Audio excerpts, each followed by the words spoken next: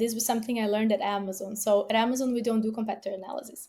So there's no competitor analysis at Amazon. There's only customer obsession. In a startup, if you read the news or if you open LinkedIn, you will see a startup raise, like when your competitor raised more money than you. Your competitor launched this new feature that you never thought about. But you don't even know if they tested or if there's really a need. You don't know. And it's such a big distraction to look at what's happening out there, and you can actually start losing energy. I'm Jake Aaron Villarreal, born and raised in Silicon Valley, here to take you behind the scenes to share what it's like to be a founder or a CEO, problems they face, the products they build, and an effort to make our lives better. I'm excited to have with us today Maysa Benatti, the CEO of AIUTA. Maysa, welcome to the show. Thank you so much, Jake. It's lovely to be here, and thank you for having me. Well, I'm excited to have you, and we'll talk more about your background and kind of what you're building and why it's important. But before we do that, where are you joining us from today? I'm joining you from London. When I started this podcast, I had this vision to go behind the scenes to share what it's like to be a startup founder in Silicon Valley, where I'm born and raised. And weekly, we dive deep in the trenches to find the wins, the losses, and the lessons learned, with the hopes that it helps you run a better startup. But here's the thing. If you've gotten any value out of these conversations or been inspired at all, hit the subscribe button. And I get it. Your podcast feed's probably overflowing.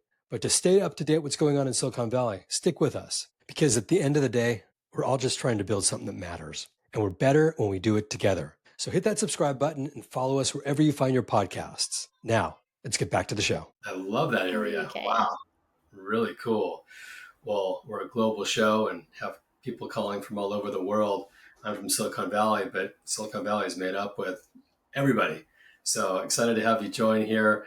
A little bit more about Maysa. She leads the company, which is an AI fashion tech company revolutionizing visual content generation and immersive experiences for global fashion brands. With a product background in Amazon Fashion and Farfetch and a master's in fashion and technology, she drives innovation at the intersection of AI, commerce, and style. So a lot going on here with you, Maysa. Before we jump into the company, give us a little bit of your origin story. What were some of the experiences that you went through that kind of helped shape where you are today? Of course. So I'm from a super tiny, tiny town in the countryside of Brazil, border with Argentina. And I was born in a family of entrepreneurs. I mean, my mom is an entrepreneur. My dad works in the multinational company. And even though I'm from a very small town, I always had a huge global perspective growing up and the way that I was raised. I then had studied in the US for some time during high school. After that, went back to Brazil, studied international business, economics, and fashion. Then wanted to spend some time in Europe, moved to Portugal, where I did a master's in fashion as well. And studying fashion was quite interesting because I was in the middle of a bunch of creative minds and incredible people, creatives, and I always had more of the business mindset. So I felt like a fish out of the water in the middle of my colleagues. And usually when they were designing collections and thinking about their creations, I was thinking about how do I monetize this, or how can I make production efficient, and what types of technologies can I use for this collection. And so yeah, it's been a very interesting journey in fashion school. And then when I was writing my thesis for my master's about 10 years ago, I decided to write about fashion and technology. At the time, this was 10 years ago, I was writing about how the fourth industrial revolution was going to change the industry, and fell in love with it. And then I ended up joining Farfetch because I was looking for something that could connect the two passions that I had, which was business technology and fashion. And so I feel that everything I've done up until, I mean, since I was born kind of took me where I'm at right now. Well, that's great. And coming from Brazil and then coming to the US, and you speak great English. And I think the best way to do that is to immerse yourself in, a country if you're going to learn a language. But in terms of companies and leadership, there's always an inspiration of what leads you to create a new product or a service or leads you to join a company. Walk us through how you connected with AIUTA. So with AIUTA, well, I've Before I joined AIUTA, I worked both at Farfetch and at Amazon Fashion. In these two companies, my background is product management, right? And in these two companies, I was working with generative AI technologies, virtual try-on, personalization, helping helping the two companies reduce returns, increase conversion rates, and also customer satisfaction. So that has been mostly my background. I launched AI Stylist before. I think probably one of the first virtual try-on experiments ever 6 or 7 years ago as well. So my experience connected a lot with what Ayuta was building. And I was then brought in from a product perspective as a subject matter expert in the company. And the products we build right now are very connected to what I've built before. Now it's a completely different scale. I just feel that I have a team that is now capable of executing a lot of things I was dreaming about in the past. And yeah, so here I am. Well, teams are really important, and talent is incredibly important too. Talk a little bit about the teams. AI is huge today. It's disrupting a lot of industries, but connecting with the team and connecting with the vision of what they're building, leaving bigger companies like Amazon's of the world is like it's a pretty clear value proposition of what you could do there and what would help reduce returns or maybe just improve the experience from a consumer to go ahead and look at a product that you could visualize in yourself before you make the purchase, things like that, all AI focused or maybe computer vision based. But you placed a bet to join the company you're at today. What was it that you saw that you felt like, I believe in this team. I believe in this company. I think we can make a big impact in the world. Walk us through that a little bit. 100% the team. So at the time, I was interviewing with big tech again. I was looking into opportunities. And this was the smallest company that I was talking to. And first, I fell in love with the product. I think the product was extremely impressive. They were able to build something that I was trying to build with much bigger budgets, and we just couldn't.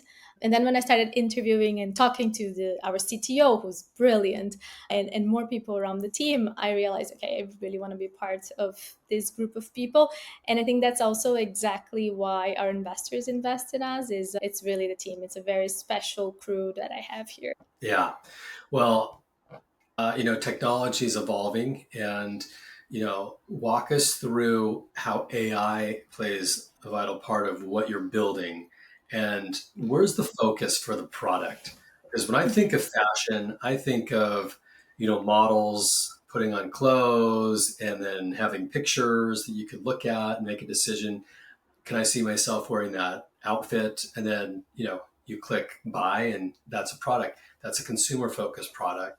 But, there's corporations, there's big brands, there's organizations that also have a value that they might have needs for that too. So just kind of walk us through where the product started and where it's evolved, where it's at today.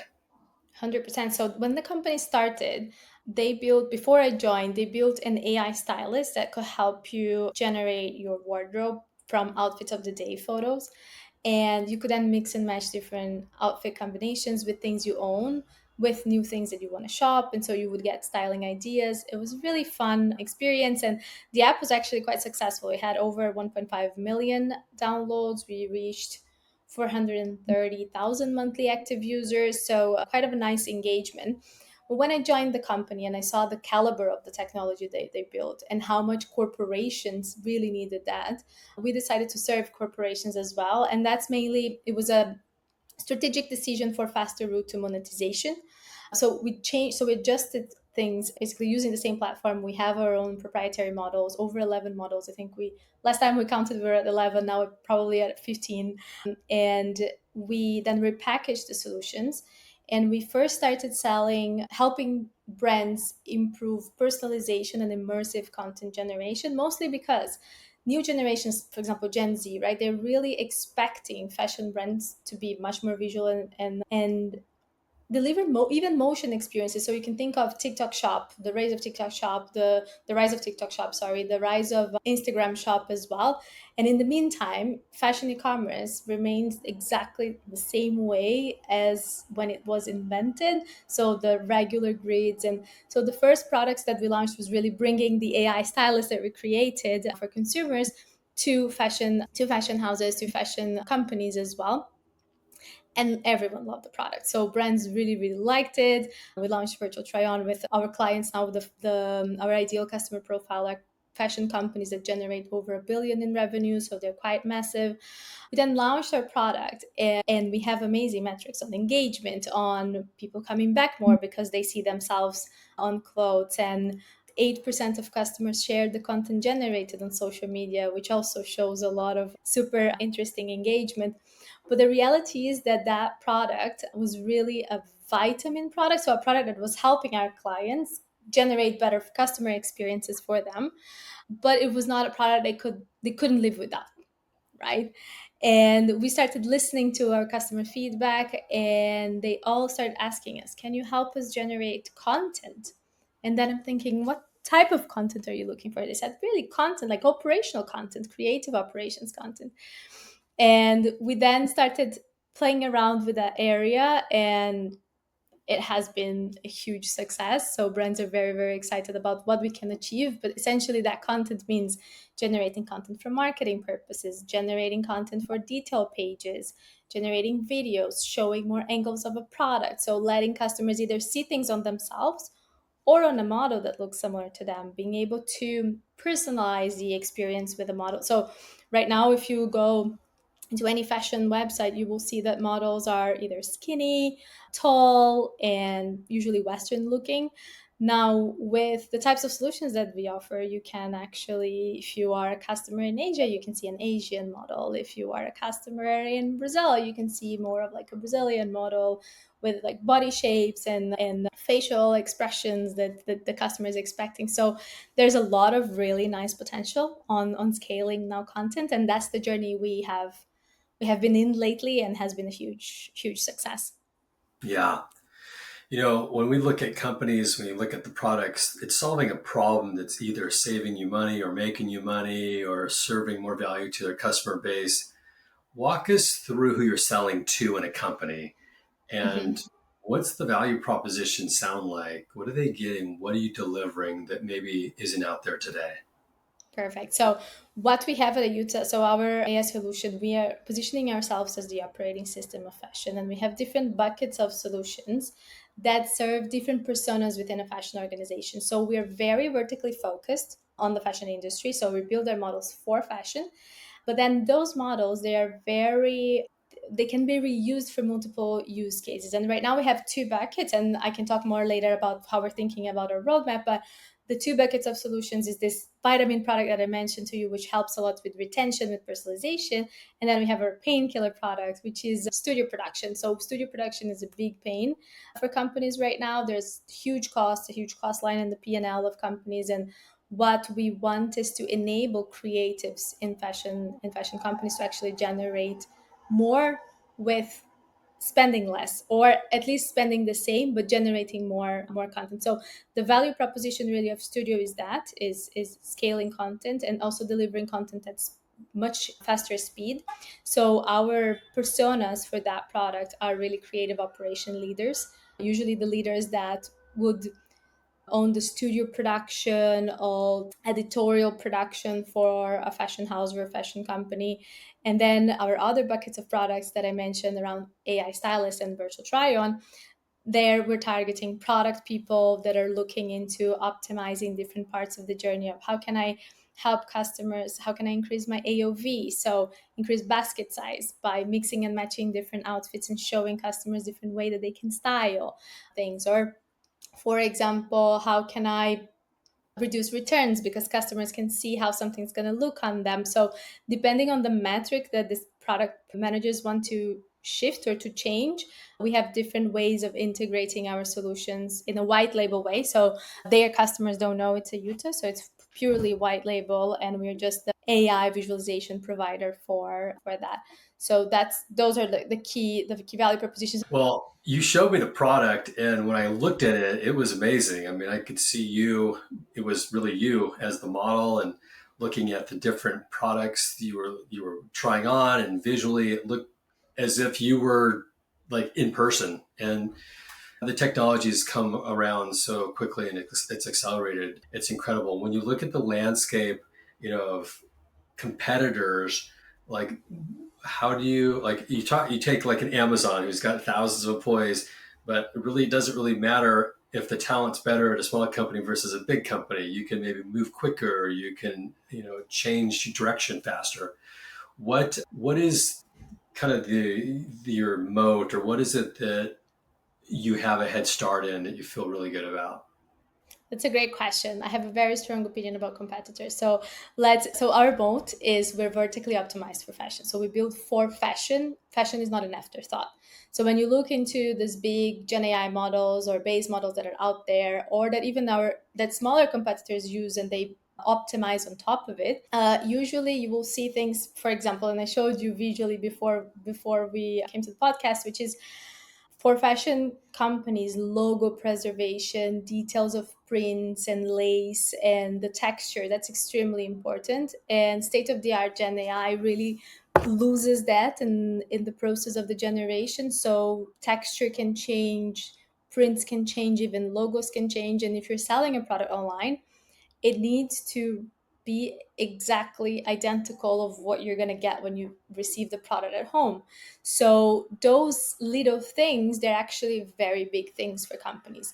So when we were entering studio, I actually thought it was a very saturated area, because if you look at it, there are so many companies in this space. And when customers were asking for us to enter this area, I wasn't so sure I really wanted to invest. And then we started speaking with very big names, so luxury brands, huge retailers in the US, here in Europe, and they were all hyping us and saying, your quality is incredible. We've never seen anything like it. I said, well, but isn't this this market saturated? And they said, not at all. I mean, not with solutions with this quality. And that's when we decided to invest. And honestly, when we think about competition, right, which you asked me, and this was something I learned at Amazon. So at Amazon, we don't do competitor analysis. So there's no competitor analysis at Amazon. There's only customer obsession. And in a startup, and I'm sure a lot of founders and CEOs are going to relate to that. In a startup, if you read the news or if you open LinkedIn, you will see a startup raise, like when your competitor raised more money than you. Your competitor launched this new feature that you never thought about. But you don't even know if they tested or if there's really a need. You don't know. And it's such a big distraction to look at what's happening out there. And you can actually start losing energy Yeah. by reading everything that's happening in the competition, and you're like, oh, is it really worth me doing what I'm doing? And when I realized we were actually doing a lot of competitor analysis at AIUTA, and even the team was getting demotivated because we said, oh, we have a competitor that is not better than us in this. And I'm like, guys, let's stop. We're not looking at competitors anymore. We're obsessing with what customers are telling us, what's important to them, and that's it. Of course, we need to have an idea of what's happening. Of course, we need to understand what Google is starting to do or what other companies are bigger. But I I'm a firm believer, and I think this was something really good that I learned at Amazon, that competitors will only distract you from what really matters, which is solving your customers' problems. And so that's what we do right now. We're extremely obsessed on that. And since we shifted, and this shift hasn't been long. We actually did it in the beginning of the year when I think I started to get overwhelmed. And in a startup, you have so many ups and downs, and a lot of the success you have comes down to your energy, especially the founder and the CEO energy.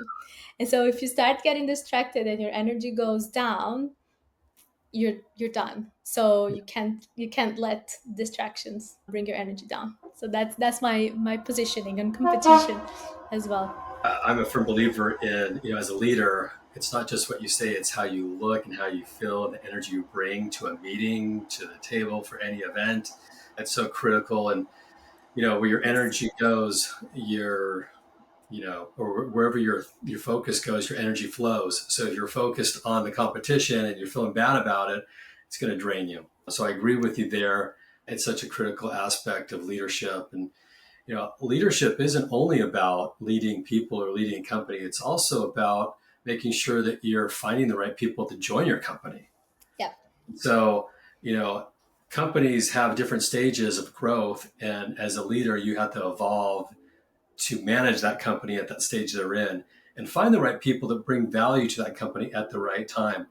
Let's switch gears a little bit here. Talk about what you've learned as a leader of adding people to your team and finding talent and recruiting and making sure that it's working out for you? And what have you learned?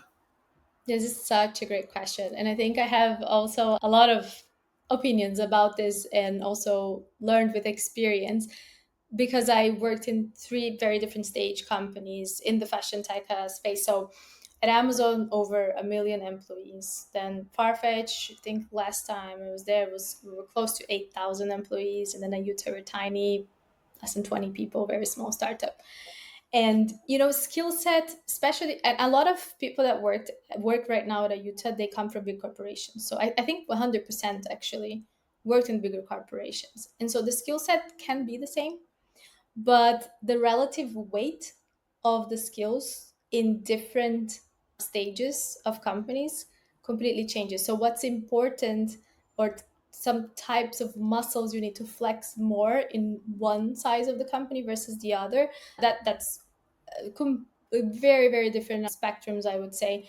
And you could have people that can adapt, so people that work at AIUTA, they worked in corporations, big corporations before, and they are able to adapt to the startup reality, but it's not always the case. And so when I'm looking for talent, sometimes I think about people I worked with in the past and they were absolutely brilliant in the Amazon context, in the Farfetch context, but it's just very hard for me to imagine them in the startup context. And that doesn't mean that they're not talented. It just means that the type of skill set or the weight to each of the skills that they have changes. So I'll give you an example.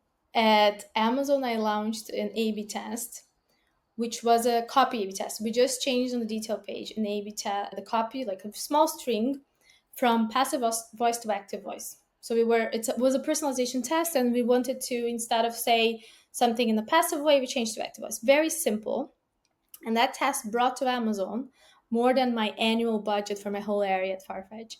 So it's just like any single like tiny thing you do there will have super massive impact.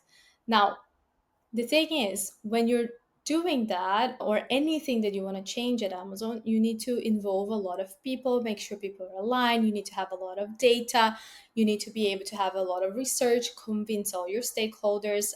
There was another feature there that I wanted to launch, which was so tiny. It was in search, it was like smaller than the size of a pea.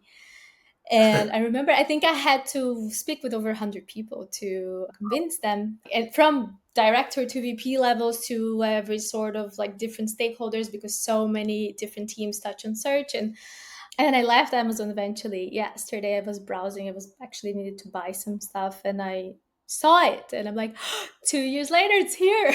And Amazon is known for moving fast within the fangs, right? So it's known for actually creating mechanisms to move fast. But the reality is that it's such a responsibility launching something in a product that is so mature that you have to go very deep. So you have to have like a profile of being a deep diver, Mm-hmm. while when you're in a startup, you really need to build trust with your team, and you will not have all the data, you will not have all the answers, and you'll have to make a decision. And you will need to be comfortable sometimes with making a decision with not having all the data, and the team will have to trust that you're right and that your gut is right in order for you to move. And maybe what 3 4 customers are saying, it's going to be enough for you to actually go and build something. And that's uncomfortable for a lot of people, especially if you're coming from a corporate environment. For me, it was, in the beginning, it was a little bit of a shock. Of I started doing documenting and doing research, and but things moved so fast that documentation didn't even make sense in the startup, while at Amazon, documentation is everything. And so you start learning how to flex different muscles for basically for depending on the stage you are. And then I think another super critical important thing when you're operating in a startup environment is you need to be very comfortable doing things for the first time. Mm-hmm. I had more than one employee, actually, when I asked, I gave them a task, they came to me and they said, well, I've never done this before. And I said, me neither. So we have a problem. Thank God ChatGPT exists, because now we can just figure it out. And in a big corporation, if you've never done this before, there will be a person you can ask for help, right? And so you just kind of have to be comfortable with a little bit of chaos. And so I would say really the skill set will vary a lot. And so hiring is a challenge, because most of my network, for example, especially me coming from corporations, are corporate people that some of them may be able to flex muscles like I was able to, on, just being okay and comfortable with not knowing everything and just moving. But other times, no. And so you need to be able to assess that in an interview or in a case study. And yeah, so that comes with some challenges, I'm sure. Yeah. Well, we always look, we call it the three C's. It's the competency, the character, and the chemistry of that person. And you look at the resume and you think about, can they bring experience to the table based on where we're at as a company or the size? And then, like, what have they really done? Like, what's their competency level like? Once we understand that, then we dive into the character. Can we see ourselves working for this person? Like, do they have the right Exactly. trust factor that we believe that they can be a good team member? And then the chemistry, do they fit our culture? I think it kind of strips out a lot of the distractions when you're interviewing people if you can just keep it focused there. And I know Amazon has an incredible hiring process too, like Bar Yeah. Riser, Razor, and all sorts of stuff. So I'm sure you bring some of that to the table too. But as you look at your company, you're hitting market fit. You are seeing demand from your customers and prospects, and Fortune 500 companies that have an interest in your product. And you know, there's also the challenge of delivery. And as you look at your company today, what would you say is like kind of the focal of your biggest challenge right now? My biggest challenge right now, I think part of it is what you just mentioned, right? Is really building the right team and attracting the skill set that we need for this next phase of growth. And so that's definitely one of the key things that we are currently focusing on. Yes, we found the fit, like I said, and it happened really quickly. So we launched the product that I was just mentioned to you that has been very successful, Studio. It's basically a repackaging of our existing solutions.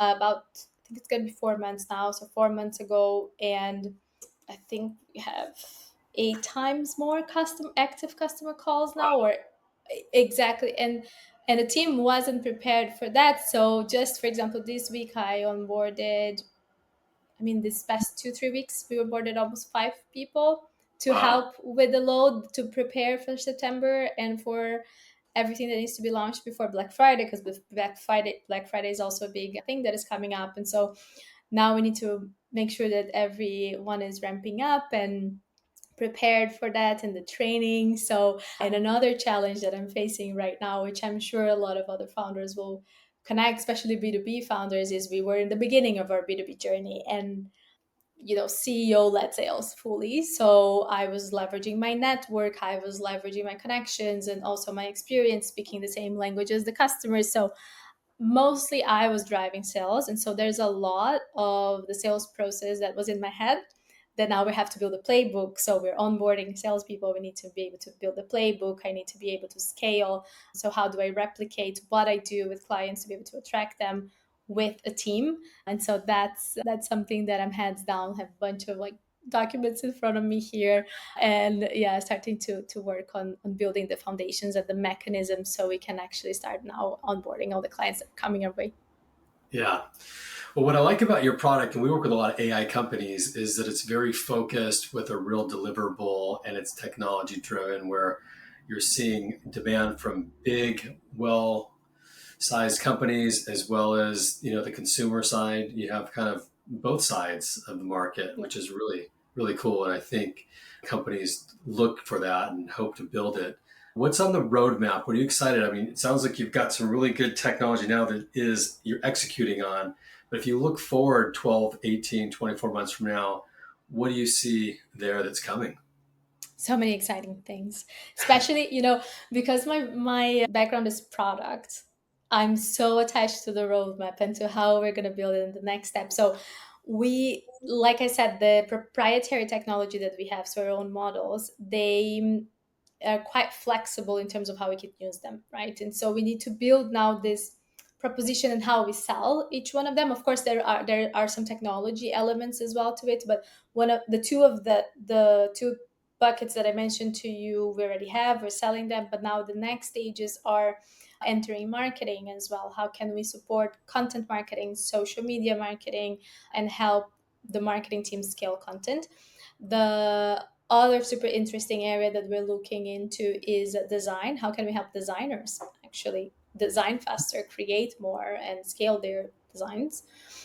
So that's another very interesting area that we're looking into. There's also resale. How can we help resale companies help customers list faster with our technology?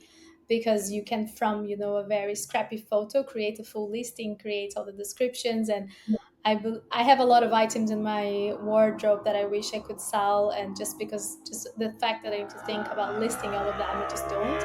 And so there's a whole new proposition there that we want to help. So there are new use cases that we want to use our technologies to launch.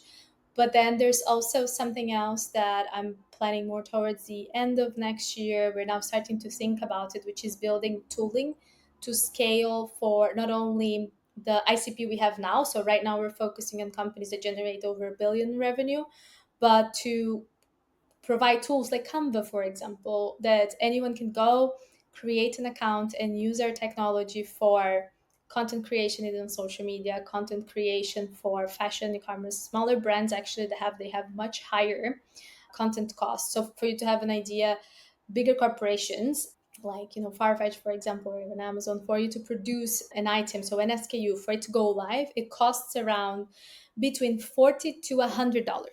Okay, that's the normal cost per photo per item. And with smaller brands, because they don't have this process super optimized, it can go up to $300, $400 per item to actually list a product, depending on the level of quality they want to have in that listing. So our technologies can help smaller brands even more, right? So we need to now start building tooling to be able to reach different customer types. And so this year, next year, we're fully focused on our ICP, which are enterprise customers. But then in our product roadmap, we're already preparing to start serving other customer types as well by end of next year with automation. Wow, that's incredible. Well, as a company, I like the direction you're headed. As a leader, and you're building this company, I like to say you're flying the plane as you build it. What is it that you have, how have you evolved as the leader as the company is growing and continues to grow? Like, what are some of the lessons you can share with others or some of the findings that you've gone as you've continued to grow the company?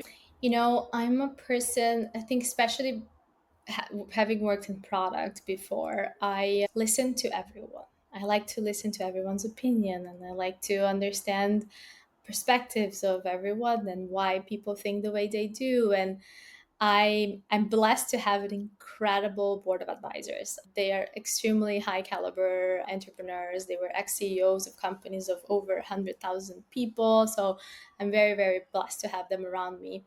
And each of them, and so my advisors and my board members, but also my employees and my team members as well, my reports, they all have different opinions of where should we take the business. And I feel that in a big corporation you usually have like path A and B. In a startup you have path A, B, C until Z, right? So there are so many options and so many places you can take the business.